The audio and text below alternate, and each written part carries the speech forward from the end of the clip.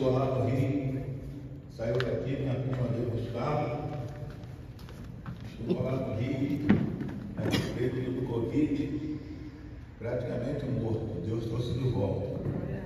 Minha esposa nem parece. Teve 3 AVCs, 2 AVCs. Não ficou cegado nenhum.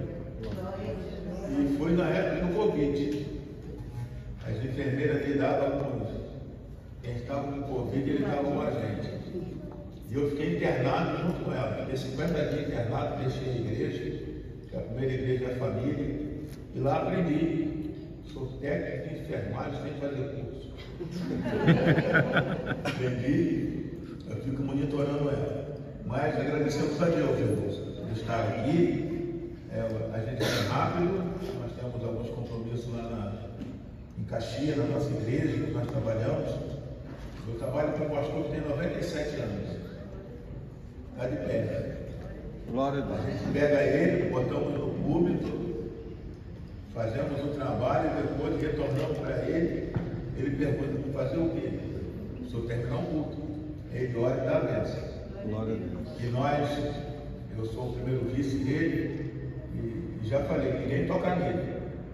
Glória a Deus. Ele vai ficar ali até Jesus quiser. Que a gente não tem que ter pressa para nada. E ninguém mexe no nosso pastor de Caxias, e a gente honra ele. Que os irmãos aqui possam honrar o pastor de vocês. Amém. A gente tem que ser grato. Ser grato. Alguém sempre começa e a gente vai seguindo os passos. Eu quero deixar para os irmãos, nesta noite, a terceira epístola de João, capítulo 1 e versículo 2. Só esse versículo para a nossa meditação. Amado, desejo que viva bem em todas as coisas e que tenha saúde, assim como bem vai a tua alma. Tomamos o vosso assento, eu serei rápido, e o que eu quero conversar com os irmãos é algo que nós precisamos nesses dias. Cuidar da saúde. Porque sem saúde, você pode ter um nível espiritual muito alto. Mas sem saúde, Deus não pode cumprir o que poderia cumprir na nossa vida. Então eu quero falar de 4 tipos de saúde. E vou ser rápido, não vou ser muito profundo. Primeiro, saúde espiritual. Depois, saúde emocional. Terceiro, saúde física. E o quarto, saúde conjugal. Esqueci de perguntar ao pastor qual o tempo que eu tenho. Boa tarde, pastor. Eu gosto de trabalhar dentro do tempo, e quero ser bem sucinto. A saúde espiritual, os irmãos já sabem como que começa. A saúde espiritual se dá pela leitura da palavra. Uma das coisas que nós não podemos esquecer por mais habilidade que tenhamos, por mais estratégia que temos, precisamos entender que precisamos da palavra de Deus. Certa feita, Moisés já cansado, e Deus chama Josué e dá uma notícia: Josué, Moisés é morto. Levanta-te, dispõe-te agora, pega esse povo e passa pelo Jordão. Aqui foi um desafio para Josué. Porém, Deus fala com ele: você pode ter estratégia, você pode ter conhecimento, mas não aparte da sua boca o livro da lei. Palavra de Deus. A palavra, ela tem algumas coisas para a nossa vida. Primeiro, ela liberta. Muitas das vezes a gente buscamos a libertação de formas erradas. O que liberta é a palavra. Conhecereis a verdade e ela vos libertará. A Bíblia diz que a palavra ela é um caminho para o perdido. Aí Salmo diz que eram de lâmpadas para os nossos pés e luz para o nosso caminho. Então o primeiro benefício da palavra é apontar o caminho, apontar uma direção. Segundo a palavra, ela tem o poder de purificar.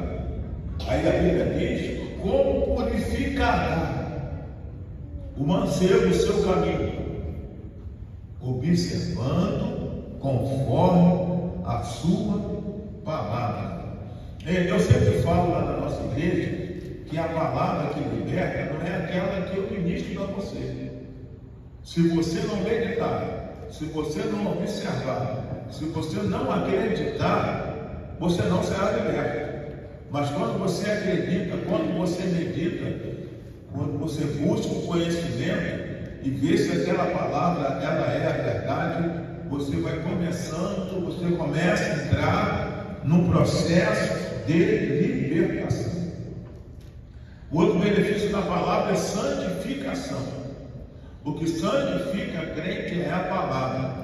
Porque santificação é a ausência, não é a ausência de não pecar. Porque pecar é a possibilidade. Mas a palavra, ela se santifica porque a Bíblia diz para nós: santifica em quê? Na verdade. Porque a minha palavra é a verdade.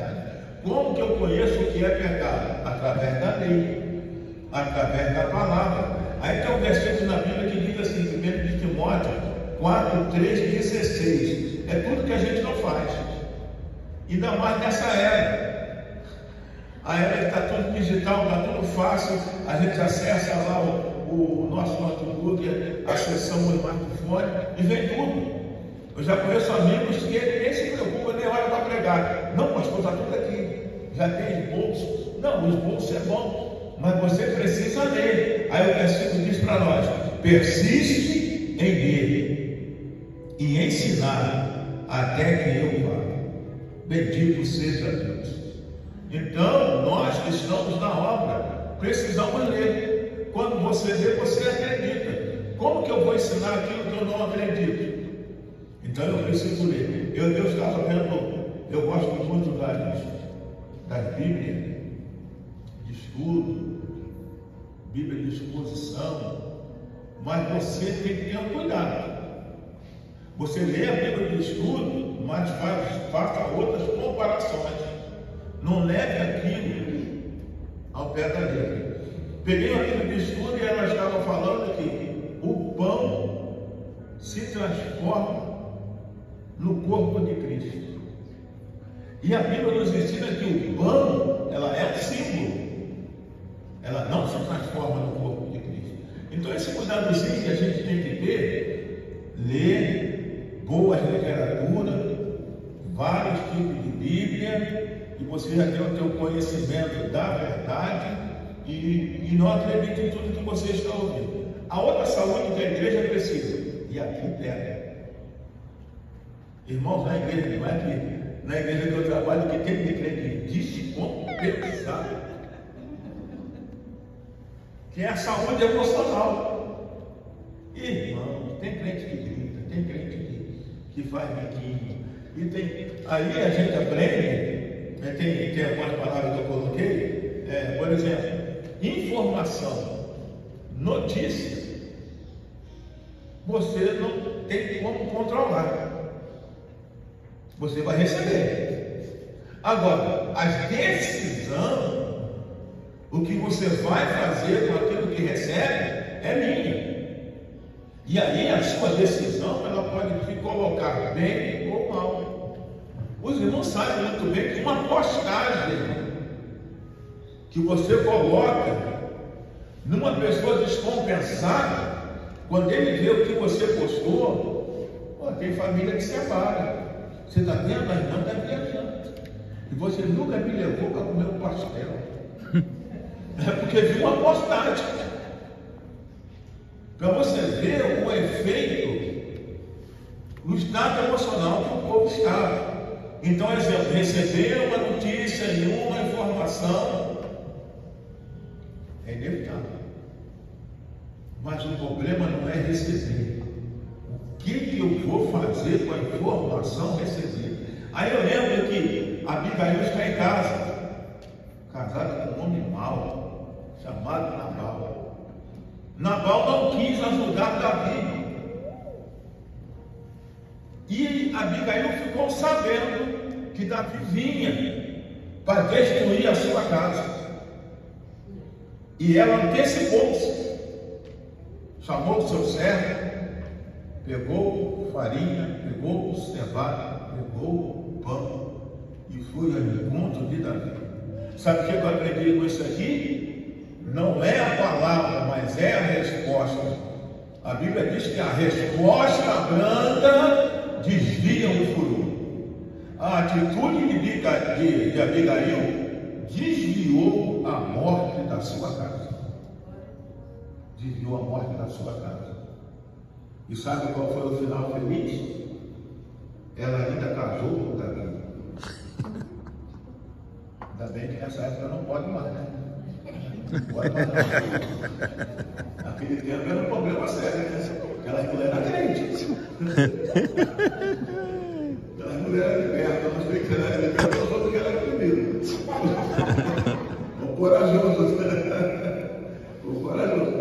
Então eu só sei que ela aplacou a ira de Davi. Por quê? A espada, Davi vinha com a espada.